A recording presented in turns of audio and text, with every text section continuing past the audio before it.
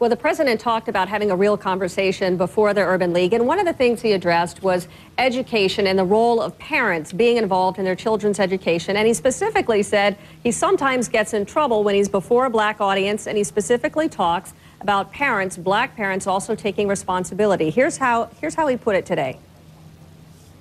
Some people say, well, why are you always talking about parental responsibility in front of black folks?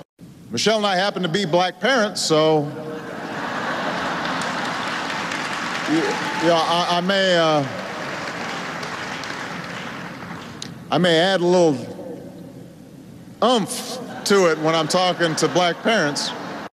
John, I notice you're smiling. You're smiling about this, but there's an op-ed. There's an op-ed from the Wall Street Journal, real quick, that accuses him, saying rather than being a unifier, Mr. Obama has divided Americans on the basis of race, class, and partisanship. Moreover, his cynical approach to governance has encouraged his allies to pursue a similar strategy of racially divisive politics on his behalf.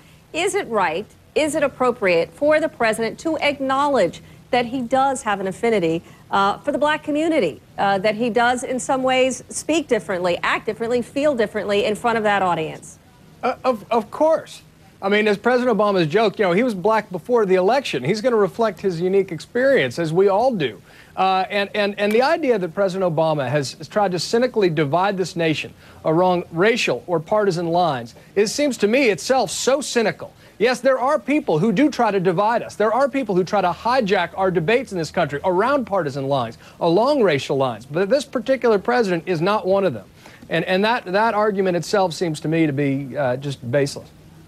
Suzanne, the article is a joke because Sarah Palin puts out a video talking about these mama grizzlies, these women who are running for office. And so it's unique that a woman can have an open conversation about women leading office, running for office, but an African-American can't talk about being an African-American candidate. And so why is it's okay when it comes to gender, but when it's race, it's a problem. And so, I read that op-ed. It makes no sense because they're trying to score a political point when really what you're trying to confront are the realities. We're looking at the fact that in many industries, you have no African Americans. We were talking about Essence magazine the other day, the whole issue of a white fashion editor, when the industry as a whole won't hire black people. That's a real conversation, not the flashpoint stuff that gets folks excited. 10 seconds, John. The larger point here is that he came in with high expectations and a low economy. That's a combustible combination. Yeah, he promised to try to transcend the old divides of black and white and left and white, and it's been difficult.